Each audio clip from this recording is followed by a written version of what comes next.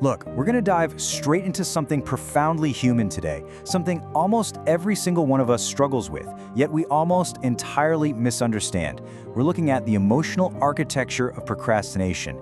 Now, we're going to completely set aside all that surface level, cliche self-help advice today, all right? Instead, we're going to take a really deep cinematic look into the very structure of why we actually delay the things that truly matter to us. Welcome to PsyAI Lab. So why do you keep delaying? I want you to really think about that for a second.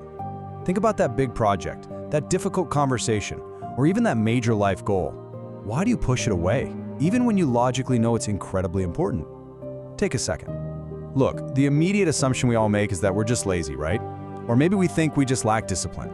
But the research we're unpacking today reveals something completely different. It's not laziness. It's absolutely not a lack of discipline. Believe it or not, your brain is actually trying to protect you. You're not avoiding the task, you are avoiding how it makes you feel. Just let that sink in for a moment. It's a pretty hard-hitting psychological truth, isn't it? The absolute crucial point here is that procrastination is, at its core, an emotional avoidance strategy. You aren't avoiding the spreadsheet or the gym or staring at that blank page. You are actively avoiding the negative emotional state that your brain associates with doing those things. Section 1. The illusion of laziness. I'll do it later.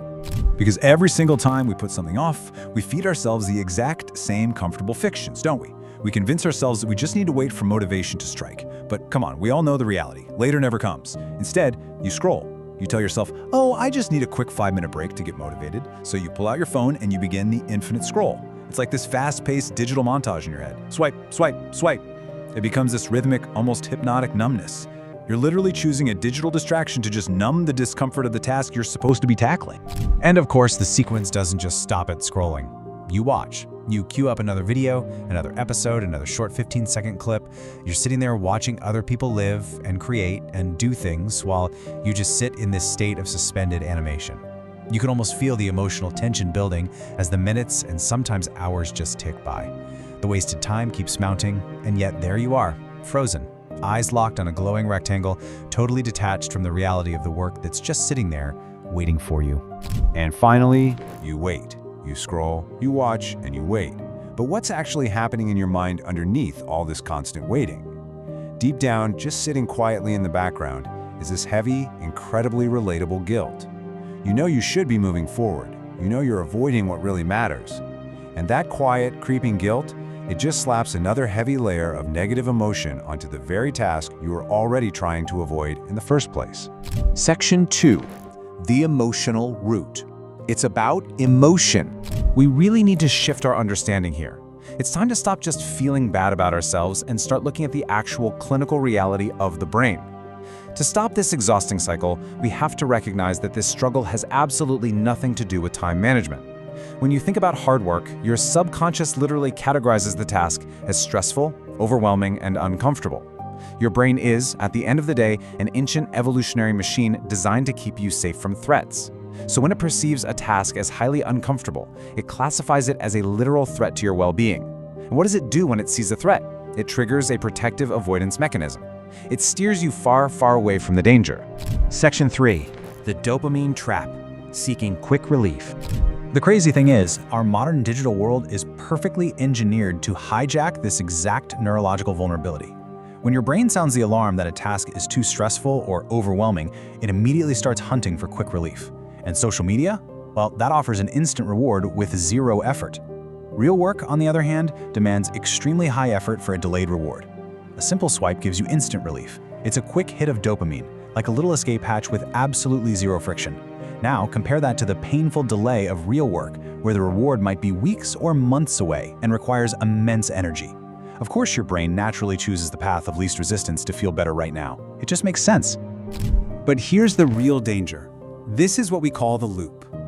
Every single time you feel the stress of a task, and you choose that frictionless relief of the screen instead, you're doing so much more than just wasting time.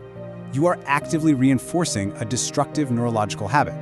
You're literally cementing a pathway in your brain that says, hey, when I feel discomfort, I must escape. Avoid hard things. That is exactly what you are training your brain to do. With every single delay, with every meaningless swipe, this repetition slowly trains your subconscious to make avoidance completely automatic. You don't even think about it anymore, do you? The second the work gets hard, your hand just reaches for the phone before you even consciously realize what you're doing. You've built an automatic reflex. Section 4. Breaking the cycle. You are conditioned. Look, it is really time to completely reframe your identity around this struggle. Because the honest truth is, you're not fundamentally broken. You're simply conditioned. That's all this is. The loop we just broke down, it's just a conditioned response. And the beautiful thing about human neurobiology is that absolutely anything that has been conditioned can be unlearned. You can fundamentally change this automatic reflex. You just have to learn how to gently bypass your brain's emotional threat detection system. And here are the exact practical steps to actually do that. You've got to start incredibly small. Step 1, the 5-minute rule. Just tell your brain you're only going to work for 5 minutes. Seriously, just 5. This drastically lowers the perceived threat. It's not this massive, overwhelming mountain anymore. Step 2, remove distractions. Take your phone and physically put it in another room. You have to remove that easy escape hatch so your brain literally cannot default to it. And step 3, do one task only.